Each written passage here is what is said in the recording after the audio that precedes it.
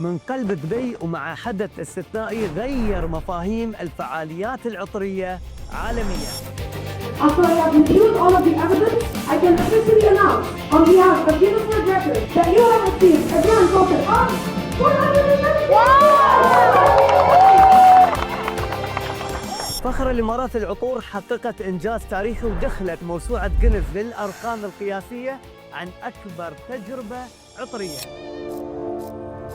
من الساعة 1 الظهر لل10 مساء، وكل هالناس محبي العطور جايين يختارون العطر اللي يستحق التاج. التجربة مو بعادية، 3 عطور حصرية، والجمهور بيصوت على العطر اللي بيحمل التاج وبيستحق اللقب من هذه المسابقة.